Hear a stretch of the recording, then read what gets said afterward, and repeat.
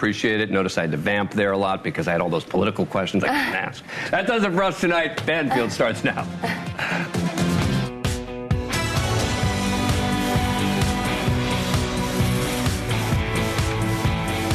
Hey, hi there. It's Monday. It's really good to have you. And I'm just going to go right to breaking news because it's not often at 10 o'clock Eastern there's like a manhunt fully underway, but there is a manhunt.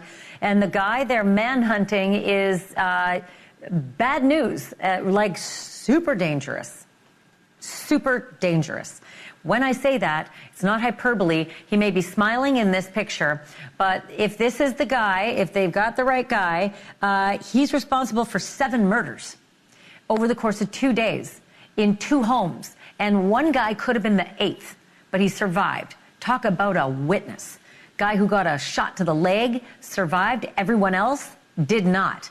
There are so many questions about who it was he allegedly shot. Are they families? Are they friends? Somehow everyone's connected through him, but the victims from yesterday are not connected to the victims from today. It is super hinky, and the mysterious nature of what went on over the course of the last 2 days is, for whatever reason, the police are not telling us. In fact, it was so weird they wouldn't even tell us how many were dead. We're going to go to a live report in a few minutes. It's just in the outskirts of Chicago, but the guy is considered so armed and dangerous. Police are putting out not only the BOLO, the be on the lookout, but be on the get the hell out. Don't get near this guy. But I'm going to show you the car. I'm going to show you everything so that if you're in any area nearby, you can help the police. Let's get this guy because this is awful. This is a killing spree that could continue, may even be continuing right now. God, I hope not. Also, speaking of killing, sometimes we're in the business of killing. We, the people. And you might have your opinions about death penalty, and this is not a show about opinion on the death penalty. That's not what this is about. What I am about to talk to you about is some Frankensteinian stuff. Like we're about to kill someone a whole new way. And I am fascinated with the mechanics of how it works. There's a guy who's about to get strapped to a gurney in a matter of days, and they're going to put a mask on his face, and then they're going to just inject a whole bunch of not oxygen at him. Smiling there, no reason to, because he killed a woman, real mean, and we're going to do it back to him. So many questions. Should we be using people as guinea pigs? Because we ain't never done this before. And is it painful? Is it suffocation? Is it all those buzzwords, cruel and unusual? Because that's the whole constitutional part of it, right? Going to talk about that. And by the way, just FYI. He's had a last meal before. I'm going to tell you that. It has nothing to do with his execution coming up. He has been at this rodeo before. Lots to talk about there. Then there's this Kansas City. Did you watch the game last night? I don't like football, but I watched the whole Kansas City game against Buffalo Bills. My husband loves Buffalo Bills. And all I kept thinking about was the Kansas City mystery. Like what happened in Missouri a week ago at the last Kansas City Chiefs big game when 3 fans, all in their young, early 30s and 20s, died in a backyard of another fan's house and they were over watching football. All I kept thinking about when I was watching football last night at my friend's house, don't go outside. The mystery deepens. But guess who I have on the show tonight? The homeowner who nobody's heard from, who everybody suspects and everybody's freaking out over, yet the police aren't, his lawyer is on the show with me tonight. He's going to answer a whole bunch of questions. I have so many. I know you do too, so I'm on your side here. Let's start with the breaking news, though. This huge manhunt that's going on outside of Chicago. 9 people shot, 8 people killed, 1 person who's probably never going to be the same with a bullet to the leg. And that guy smiling. This is 23-year-old Romeo Nance. He is 6'2", 160 pounds, so he's a skinny fella. But easy to spot, 6'2", wow, 6'2", 160. They think he is driving a Toyota Camry. That's the picture. It is red, can't really tell in that shot. You can see how snowy it is, but this is a real picture. And so a red Toyota Camry, and we have a license plate, which helps immensely. So either take a picture right now, or I think we might have it on the banner soon, or just like DVR this. Q73 Q730412. Q730412. Person who's driving that vehicle is considered very dangerous. Don't go near. Call the police right away. As if it weren't enough that they suspect he just tried to kill 9 people and finished off 8. A year ago, just January of 2023, he was indicted for another 4 violent gun-related crimes. Here they are: aggravated discharge of a firearm, aggravated assault, aggravated unlawful use of a weapon, and reckless discharge of a firearm. Let's talk about the victims who died in the spree killings today and yesterday. 7 of the bodies were discovered earlier today in 2 separate homes in Joliet. That's a suburb about an hour outside Chicago.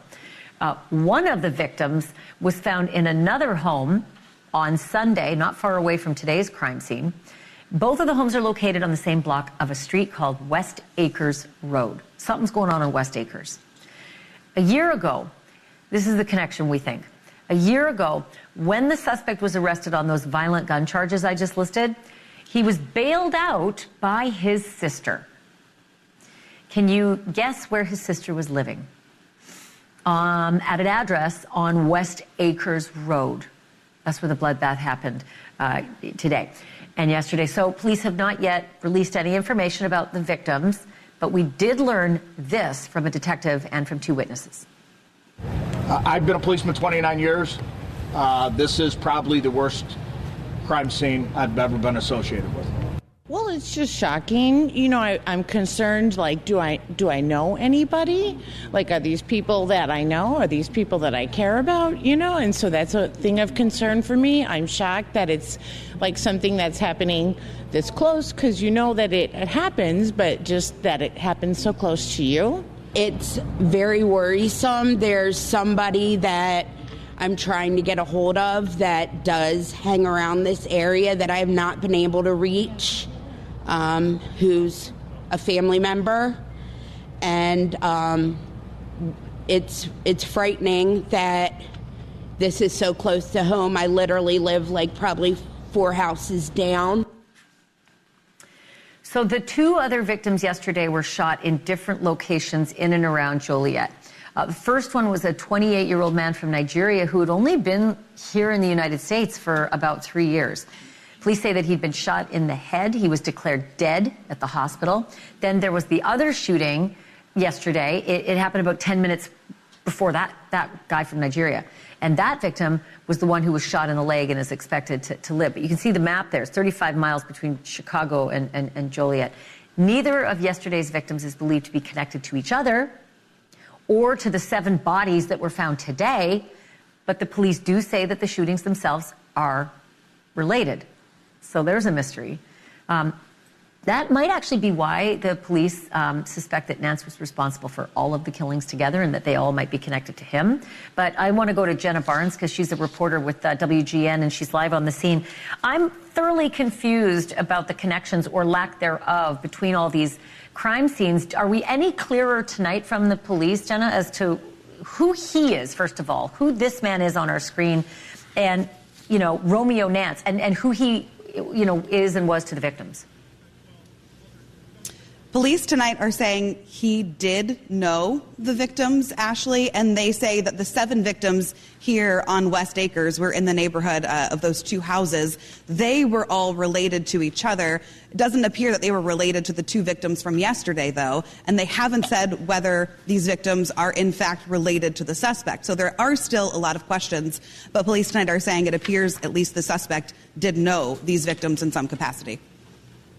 Okay, so I'm super confused about West Acres Road as well, because it looks like 2 of the crime scenes are separated, but they're on that same street. Then there's an apartment that's not that far away. What is the story with West Acres Road, and what do you know about that area, Jenna? Is it, I mean, are they all shocked, or do they have lots of crime in that area? Like, what's the story there? neighbors are telling us they are stunned by this. It seems, by all accounts, to be a pretty quiet neighborhood. They were telling us, kids are getting off the school bus this afternoon. Neighbors are checking on neighbors. They're coming to see what this is all about. So the story here on West Acres Road is this is just a residential neighborhood. There are these two houses involved and victims in both houses who apparently were all related to one another. So some family living in two houses on this street in an otherwise pretty quiet neighborhood until this discovery today. Then, of course, there's the connection to the sister who bailed him out last year. And that was not cheap. That was, I think, $100,000 bail. And she lives on West Acres. It is the hubbub around that community that she is one of the victims in one of those homes, and that whomever is with her in that home is also sort of a larger extended family? It's possible, although police are not connecting those dots just yet. It's important to note, though, they did say the suspect's last known address is one of the houses here that's involved. That's why they were here staking out the house after yesterday's crimes, and that's what led them to the discovery here. So they are not connecting the dots, but we do know his last known address was here, and his sister's address we know was here. Jenna, one last quick question, and that is this. They say he's armed and dangerous, and if this is the right guy, this is a man who just tried to murder 9 people and was successful with 8. But then there's also that story that they may have been related to him. Is he considered dangerous to any specific people or communities now? Or do they think he's just desperate and he needs to stay hidden and he'll kill anybody in his path to do that? Police are warning everyone to be vigilant, to be careful. They're asking for the public's help to find him if they see him, if they see that Toyota Camry. They want everybody to call 911, but they're asking everyone to stay safe, don't approach him, let the police do their work. Yeah, that's right, at the very least. Jenna Barnes, just break in and let us know what you hear from out there on the scene. We'll be on for another 50 minutes. So we'll come back to you as warranted. And thank you for that. I appreciate you jumping in last minute. I want to now bring in John Muffler. He's a former U.S. Marshal and principal of the Equatus Global Security. So, John, that last question that I just asked of Jenna Barnes out on the scene, is someone with this MO, allegedly killing families and connections to him, does he continue to be a danger to the rest of us as a spree killer, or does he continue to be a danger to whomever he needs something from in order to stay alive and stay hidden? Thanks for having me back on. So he's not, what we know is he's not turning himself in right now, as we know that, right? And so he's suspected in these murders, from what I'm gathering, and he has a past history that's violent. So obviously, you want to take any precaution you possibly can if you see that individual. So, obviously he would be considered a risk, although he's not directly named at this point with those homicides. That being said, there's still a degree of dangerousness you're dealing with here, a desperate person that appears to be on the run. So. Yeah, and so I would assume, anybody within a couple hundred miles of Chicago has got to be concerned that this guy is out there. And again, this is not just someone who shot a few people. He allegedly shot 9 and killed 8, all within 24 to 48 hours. That is massive. That is an extraordinarily dangerous spree killer. But apart from that, what are police doing right now to actually track him? I mean, there's only so many cameras you can check as you start to go out in a radius looking for this guy. Yeah, you'd be surprised. And, you and I had a lot of conversations over the summer into September with the Cavalcanti case in southeastern Pennsylvania. And one of the key pieces of technology that was used to discover the van that he had stolen was license plate readers. And that's one of the tools that used to capture that image you showed earlier. So the license plate readers or the LPRs, they're all over the highways. So that's going to help law enforcement. And with the Cavalcanti case, there are telematics in newer vehicles. And basically, in a layman's term, because I'm a layman, they're basically, that vehicle is talking to cell towers. And so there's GPS. So you'll be able to pinpoint vehicles. That vehicle looks relatively new. I can't really tell because it's covered in dirt, but that vehicle may be communicating through its telematics to cell towers. So you'd be able to pinpoint a location, almost the exact location, just in that past case we talked about a few months ago. So that's going to be a big help in identifying the vehicle. John, I'm looking at that picture, and he's got braids, right? But it looks like his braids have been slept on a while, and I wonder if the marshals and those who are tracking him would consider creating a picture of him with long hair. I don't know if he's shaved his head. I don't know if he undoes the braids and has an extraordinarily long hairdo, but it would certainly change up his look a lot and be very helpful for people who are trying to spot this guy. Yeah, and he's tall. He's 6'2", so you can't, hide your height. That's above average height. And, that looks like a picture from his maybe mugshot from his last arrest or the arrest we were talking about. So, those are things that can make it a little easier to identify someone like that. I mean, he's 6'2" and skinny, 6'2", 160. So, again, those are really noticeable attributes, when you have characteristics like that. So, all right, John, I'm going to zip off to some other coverage, but will you also do as like Jenna Barnes did and just stay with us in case there's another break, and we're going to cover this for the next hour as well? Sure, no problem. Thank you. John Muffler, as always, so helpful, former U.S. Marshal. He's been to this rodeo before, so he knows what's going on. He knows what we're looking for. And like I said, we're monitoring it live. We're on the ground in Chicago. 8 people dead, 9 people shot. This is serious. 23-year-old black male, Romeo Nance, license plate Q730412. The license plate readers could be our very, very good friend. Still to come, mystery on top of mystery. What killed those 3 friends in Kansas City, and why did it take 2 days to find their frozen bodies right on the porch and the backyard? Could they really have frozen to death right outside where they had just watched a football game inside? Tonight, the owner of that home says, guess what? He's just as mystified as the rest of us, and his lawyer is with me live next.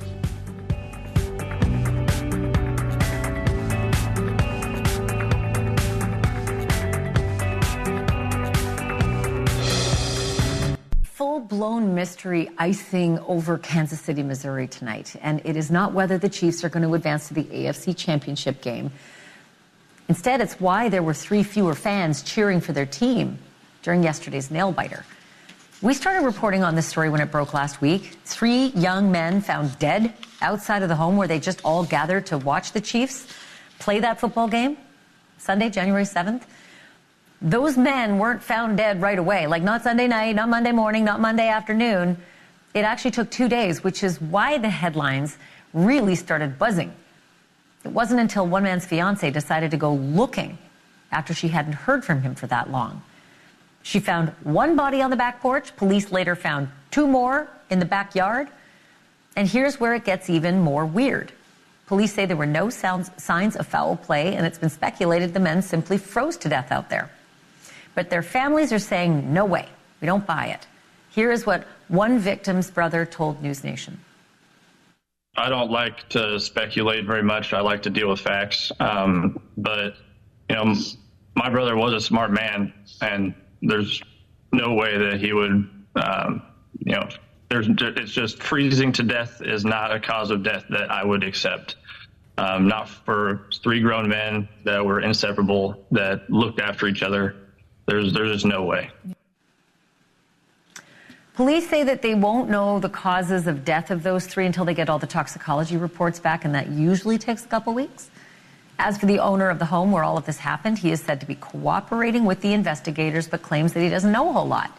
His name is Jordan Willis, and he was supposedly home the whole time and completely unaware that anyone had died in his backyard or his back porch, or that anyone was even looking for those men, even though that woman broke in through one of his windows to search for her fiancé.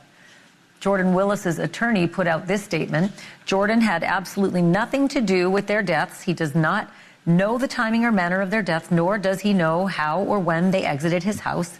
He had no knowledge that they remained in his backyard or that they needed medical attention.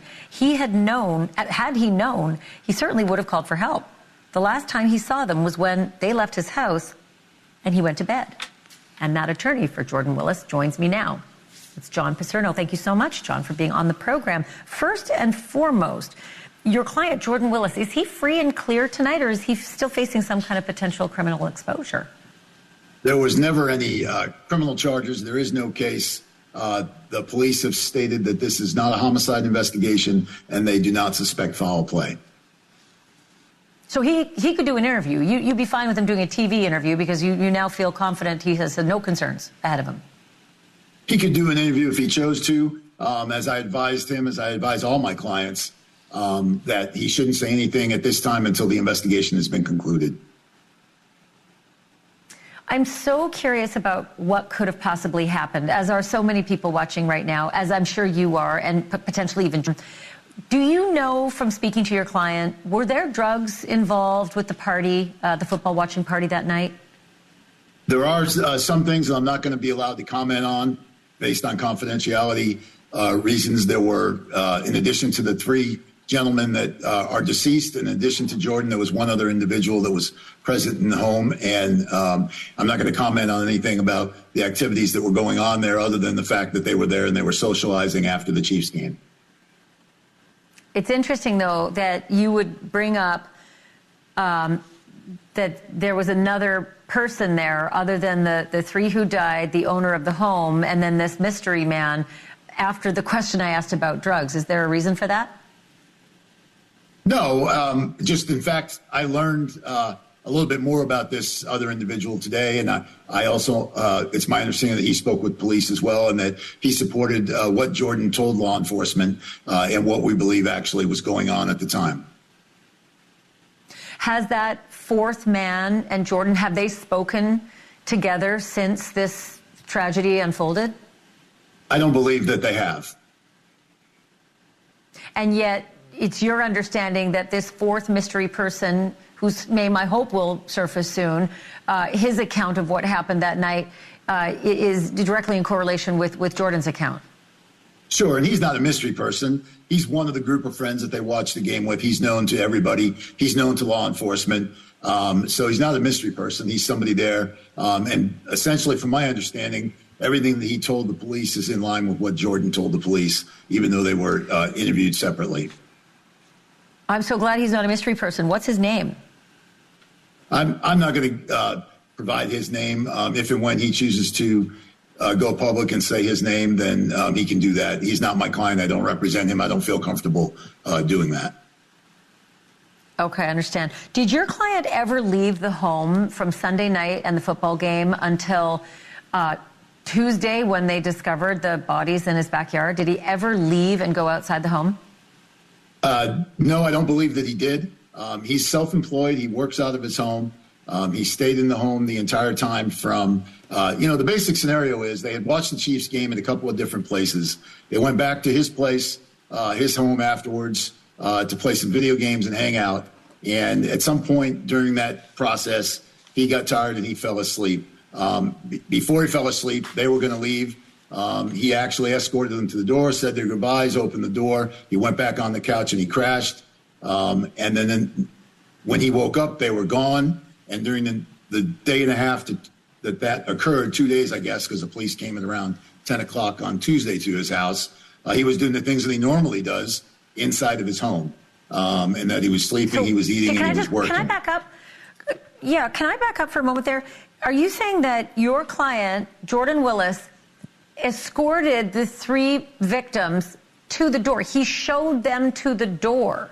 Did they walk out the door? It's not that formal, Ashleigh. He didn't escort them. They're his friends. Okay. They've been together all day. They're leaving the house. You know, they're guys. They shake hands. They hug. See you later, bro. Whatever they did. But he left them as they were leaving the home. It's not unusual for him and his friends to spend time in each other's homes. It's not unusual for them to hang out when the other person isn't there even. And in this case, he was there. So for whatever reason, they either came back in the home or they went directly to the backyard. That part, no one knows the answer to. Jordan believes they came back in the house and hung out for a while and continued to play video games. And at some point, they went outside in the backyard. But to be clear, those three men left the house. Jordan saw them leave the house. He said goodbye to them. He laid down and he crashed, and they went out the front door. Yes. They went out the front door. He witnessed them leaving the front door of his house. Sure, yeah. After he said goodbye to them, he was hanging out, he went back on the couch, and he slept. So at some point, they decided to either come back inside the house and hang out for a while, or they went out on the backyard and hung out, which, due to the cold temperatures, I don't believe that's the case. I think they probably came back inside and continued to play video games and hang out for a while before they left. Can you just tell me if there's anything in the backyard of interest? Is there a fire pit? Is there something? Is there a barbecue? Is there something of interest in the backyard that would have drawn them to go there? You know, I don't know what's in the backyard. I've never been to the house. What I know is what you know from these pictures here. It was a really cold night, so I doubt that anybody would be out there socializing. You know, typically when guys are hanging out or people are hanging out at the house, people will go outside randomly to smoke or do whatever, get some fresh air, and then come back in. Other than that, I can't speculate about what else was going on out there. So fascinating. John Paserno, I hope you'll come back. And can you just formally put a request into your client, Jordan Willis, that we'd really like to interview with him when he's ready? Sure. And, he's as much in the dark as you are and as I am, and we all want answers to find out what happened to these lifelong, two of them he went to high school with, so he's known them for over 20 years. They're his friends. He's deeply hurt by their passing, and he wants answers as much as everyone does. It's heartbreaking for these three families as well. I really appreciate you talking to me tonight. Thank you, John. Good. All right. Thank you, Ashleigh. Bye-bye. Coming up next, these are the final days for a convicted murderer on Alabama's death row. At least we think so. He is scheduled for execution in just 2 days, but this execution is different. The argument is not only why Kenneth Eugene Smith is being put to death, but it's how. It's a method that is brand spanking new, experimental. And the executioners really aren't even sure if it's going to work. Think of this as Frankenstein meets Dead Man Walking. And no matter how you feel about condemned killers, the question is, should we really be in the business of testing it on real people? Details are next.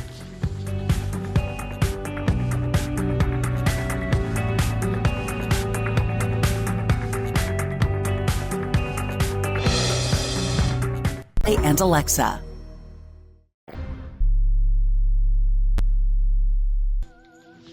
Dead man walking.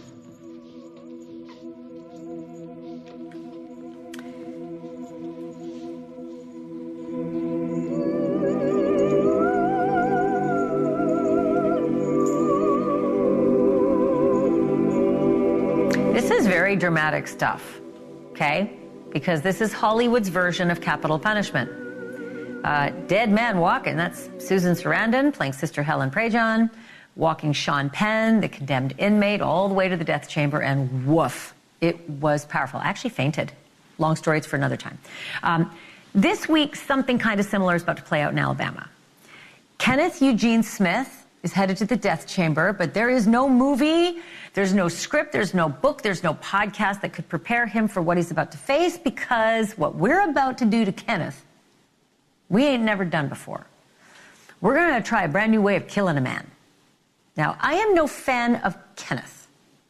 He's just 2 years older than I am, but he's been in prison for almost my entire career. 35 years for him, 36 years for me. This is because in 1988, the year I graduated from college, he decided to stab an innocent woman to death.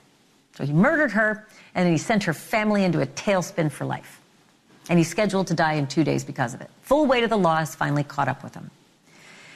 D-Day, that's Death Day for Kenneth, is sometime after 12 a.m. this Thursday, local time, Alabama. But he's not going to die by lethal injection or the electric chair or the firing squad. That is old school. Instead, they're trying nitrogen hypoxia. Quite a sound. And if all goes according to plan, Smith is going to be fitted with a mask, and then he's going to be forced to breathe pure nitrogen until he suffocates and dies. Some people argue with the suffocation, but that's what it is. No oxygen. The prosecutors argue that this is a painless way to go, that Smith will be unconscious in seconds and then dead within minutes. The opponents, including the UN Human Rights Council, say this amounts to torture and that Alabama is using a man as a test subject, basically a human guinea pig. And there's something else here, and it's pretty big. Kenneth has been fed a last meal before. He has been a dead man walking before, all the way to the gurney. Because 14 months ago, his execution date arrived. It was a planned lethal injection. He had his final family visit. His meal of choice was catfish and a baked potato and coleslaw. But his executioners couldn't manage to find the 2 veins to start the IV, so they called it off after 4 hours of prodding on the gurney. Imagine live man walking the other way. I want to bring in Joseph Scott Morgan. He's a certified death investigator, professor of forensics at Jacksonville State University, because I need to know what the mechanics of hydrogen or nitrogen hypoxia mean to a man. So walk me through it best you can, because I know we don't have the data, we don't have the experiments to prove it. But what do we expect? How does this work? Well, it's simply replacement of the oxygen in this man's system with nitrogen gas, and it will be pumped into him, as you said. The curious thing, though, Ash, is the fact that we don't really understand the mechanism, the mask that he's going to be fitted with. Some have kind of postulated that it might look something similar to what you might see a firefighter wear, that is kind of all-encompassing. The trick is, how are they going to get this thing to seal? And so that he is truly breathing pure nitrogen gas at that moment in time. And again, there is no data to take a measure relative to the effectiveness of this. Now, OSHA has got data out there relative to accidents. And in veterinary medicine, it has been tried with pigs, I think. So, but we're really left in a lurch here, scratching our heads. So I've heard people say, my God, this is basically suffocation, because without oxygen, you're, breathing heavier and desperately trying to get more and more air with oxygen, and there ain't none. But I've heard other people say the opposite, that the anxiety over suffocating does not exist with this, because the expelling of CO2 is happening. You're still expelling your CO2, therefore it's actually a relaxed way of dying. And I've even heard some people go so far as to say this is the preferred method of assisted suicide for a lot of people who want to die, anxiety-less. Is there some truth to either side of that? I think that there is. I've worked several cases of final exit cases, famously from the book, where they, I don't want to really go into this, but they talk about replacement with helium. And that was made very famous many years ago. So this is not the first time down this road relative to this idea. It's just that it's never been tried by the state. And certain organizations in Europe that talk about self-deliverance, self-assisted suicide, as they term it, they've talked about utilizing this methodology with nitrogen as well. So we'll see. We'll see after the 25th, Ash. Well, I'm going to see before that, because I don't think it's going to happen. I just think if he got a reprieve last time, I feel like this is one of those moments where there could be easily the phone call saying, whoa, lucky day. Unlucky day that turned into a lucky day. Imagine the mental anguish, though, right? Going through this twice if it does happen. The anxiety leading up to it. Joe Scott, I'm calling you. All of it. All of it. Yep. I can't even, But again, this is not to debate. Some people say good, Other people like, are we human? Are we real? Are we people? Are we God-fearing? Joseph Scott, I'm going to call you again. Thank you for this. Thank you, Ash. Been almost 3 decades since Kristen Smart vanished from California Polytechnic State University and was never again seen. And it took almost 25 years to arrest and convict her killer. But her family is still seeking justice. Kristen's murder could have been prevented, they say. And they also say somebody needs to pay because of that, and pay big. Their attorney joins me next with the who and with the how much. For short. But Kristen vanished after an on-campus party, off-campus party. And no one ever saw her again. And a quarter century later, a fellow student named Paul Flores, wouldn't you know it, arrested, charged, and convicted of first-degree murder. And now he's serving 25 to life. But Kristen's family says Flores is not the only guilty party here. And they are now suing that university, Cal Poly, claiming that the school knew Flores had a history of, quote, threatening and stalking and harassing behavior, and should have expelled him long before he could move on to murder. Earlier today, I spoke to the family's attorney, Mark Lewis. Mark, it's such an interesting story particularly because it's 3 decades after the fact, and civil litigation is hard, in contemporary times. Tell me a little bit about the uphill battle, given so many years have passed, and the complications of statutes of limitations. Yeah, I wouldn't necessarily characterize it as an uphill battle. I would say it's actually quite the opposite. It's very clear to us and our clients that they only found out about this information very recently. And it was, through the university's withholding of information that has led them to the fact that they didn't know about this until quite recently. It seems as though the university has done everything it could have to avoid sharing information with our clients, and that we're fairly confident a judge is going to find that any statute of limitations argument is frankly invalid. And that's fascinating, because if that does happen, there is this statement on the record from the current university president. I think his name is Jeffrey Armstrong. And it says, "We recognize that things should have been done differently, and I personally wish that they had," which, as a lawyer, I'm sure is music to your ears. But would a judge look at the contemporaneous president's behavior instead of the current president's acknowledgments when factoring in any kind of decision making? Actually, it's a good question. First of all, you're absolutely right to hone in on that core component of the president's message, which was that he wishes things had been done differently. Now, we don't know what information is in his possession that is leading him to express that type of an opinion. It is our view that the courts will look at what is currently in the university's possession and is in their mindset, so to speak, when it comes to deciding any issues on statute of limitations. Now, let me say this. The university has every opportunity to do the right thing here, regardless of the statute of limitations. And, it's our hope that the university will do that. They may not seek to orchestrate a statute of limitations defense. Now, of course, as typically happens, a lot of corporate entities and churches and schools will rely on a statute of limitations defense rather than simply doing the right thing. But we'd like to give the university the opportunity to do what it has never done in this case, which is to take accountability for what happened both to Kristen and to her family. So let me ask you, I only have a few seconds left, but it's important, regarding stalking and harassment of other girls on campus that are alleged, the other families, the other survivors of this behavior, are they, A, helpful witnesses to you, and B, are they considering joining in this action? Actually, that's another good question. I can confirm they exist, and that their allegations are very serious, but I can't comment on the efforts they're taking at this time to join in our fight. You'll have to keep us updated. It's a fascinating case. It's a tragic case, and our hearts go out to Kristen's family and what they've been through for 3 decades. Thank you so much, Mark, for being on. We really appreciate this. Thank you, Ashleigh. And my thanks to Mark Lewis for that.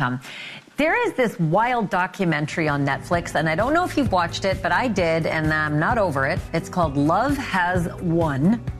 It's about a cult who calls their follower Mother God. They think God is a woman, and she's that woman. And they could not let go of her when she unexpectedly died at the age of 45. So instead of letting go of her, they kept her, like her body, as a shrine. And they kept her for weeks, driving her around in a car, wrapping her up in flowers and lights, and it was nuts. It sounds about as culty as you can get, but such things happen in the not-so-culty world as well. Because police have just come upon a scene in Ohio that would make that cult look tame. Guess how long a farmer chose to live with his dead wife? And guess how he pulled it off? Details next. A lot of people have trouble filing their taxes. I wonder if I can help. You can help people with low to moderate income file their taxes through the IRS's Volunteer Income Tax Assistance, VITA, or Tax Counseling for the Elderly, TCE programs. As a volunteer, you'll learn how to prepare individual tax returns, and at the same time, you'll help taxpayers get tax credits and deductions they're entitled to. If you'd like to volunteer, go to irs.gov and type Tax Volunteer in the search field for more details. I'm Scarlett Johansson. My family relied on public assistance to help provide meals for us. These meals fueled my involvement in theater and the arts as a child, which fostered my love for acting. The Feeding America network of food banks helps millions of people put food on the table. You can join the movement to end hunger by donating, volunteering, and advocating. Because when people are fed, futures are nourished. Join the movement to end hunger at feedingamerica.org/actnow. Brought to you by Feeding America and the Ad Council. This is an important message from the Mine Safety and Health Administration. Mining fatalities, accidents, and injuries are preventable. Taking a minute to approach your task safely can protect you and your fellow miners from injury and death. Staying alert and focused can keep you safe. Do it safe. Do it right. Whether buckling a seatbelt or securing equipment, these quick safety measures can prevent injuries and fatalities. Take time. Save lives. For more resources, visit MSHA.gov. No matter what, people need what you bring them. But sometimes a choice has to be made. You can make a safe one. Always expect a train. Know that trains can run on any track at any time in either direction. Understand that trains are faster and quieter than you think. You can stop track tragedies. Never try to beat a train. You are more important than your packages. See tracks? Think train. For more information, go to oli.org. I just got a text asking me to approve a bank transfer I didn't make. I bet you get messages like this too. So much of our lives are online today, from email to banking and everything in between. To make sure my information was protected, I checked out CISA's Secure Our World website for simple steps to stay safe online. Now I know how to protect myself from scammers, and you can learn too. Go to CISA at cisa.gov/Secure Our World. Thanks for listening to NewsNation on the go. I'm Ashleigh Banfield, and this is America's source for engaging and unbiased news. No matter how large or small your digging project may be, no matter how urban or rural, you must always call 811 before any digging project. 811 is our national one-call number, alerting your local utility companies to come out and mark any lines they have near your dig site. So before you do this or this, make sure you do this. For digging projects big or small, make the call to 811, brought to you by Common Ground Alliance. Retirement can be scary, but only if you're not prepared. That's why AARP created thisispretirement.org. Because unless you've already retired, you're in pretirement, and you still have time to plan. Learn about retirement savings options, potential tax breaks, and how you can build savings over time. Visit thisispretirement.org for free resources to help you customize your action plan and feel the retirement fear disappear. Brought to you by AARP and the Ad Council. Every moment counts if you're at risk or living with lung cancer. And anyone with lungs can get lung cancer. It causes more cancer deaths than breast, colon, and prostate combined. And while there may be moments where you question your next step, through it all, Go-To for Lung Cancer is here for you. We are your community. For screening, treatment, and survivorship support, Go-To is your go-to. Confronting lung cancer starts here. Visit goto.org. Over the last few years, things have gotten weird. And for our kids, these things can be overwhelmingly stressful. Scientific research and real-life experience tell us that the number one antidote to stress is authentic, trusted relationships. So that's why I am committed to building and maintaining a trusted space. This is a trusted space. Access free films and resources to build trusted spaces in your schools and communities at atrustedSpace.org. So at first it seemed like it was a routine 911 call. And then the sheriff's deputies got there. And honest to God, it had to be a toss-up, like who they were going to call first, the coroner or hazmat.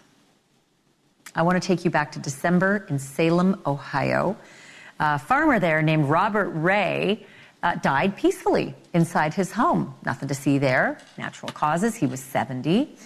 And his body was discovered by his son not too long after his dad died. So the son naturally called the sheriff and told them what happened. Dad's here. He died. But before the sheriff hung up the phone to head for the farm, the son kind of dropped a bombshell. And in so many words said, be prepared for another body at the scene. He said that his mother has also died, and P.S., she's been dead for 6 years. So when the sheriff arrived, he found the dead farmer in the house. That made sense. But out back, inside the RV, that's where he found the mummified body of the farmer's wife. According to the son, his mom had died back in 2017 at the age of 64, but Dad couldn't let go and just kept on living alongside her body in the RV all this time. And according to the sheriff, the farmer had actually been caring for his wife's remains all by himself for the last 6 years, apparently covering her body in a whole bunch of herbs, wrapping it in a blanket. Did not know that worked. Sheriff said that the woman's remains were like remarkably well preserved for the amount of time that she had been deceased. The son, for his part, explained to the deputies that his parents were devout Quakers. They had hoped that they could be buried together. Newsflash, you can, just at different times. Police say they're still investigating this case, but they sort of throw their hands up on this one and say that charges are unlikely. I mean, who are you going to charge, right? So a little programming note here. It's the weirdest thing to end on. I am not going to be here tomorrow, and there's a good reason why. Because the New Hampshire primaries are on tomorrow. So all of my super good friends who are way better at doing politics than I am, because I do murder now, look at that team. Dang, they good looking.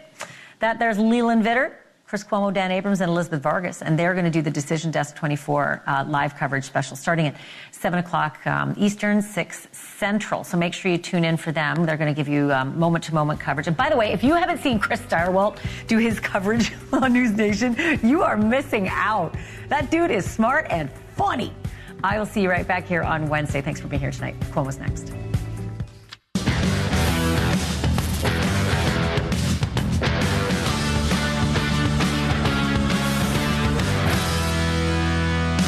Hey, everybody, I'm Chris Cuomo. It's Monday. We're live. So what do you say? Let's get after it. Tomorrow is the Live Free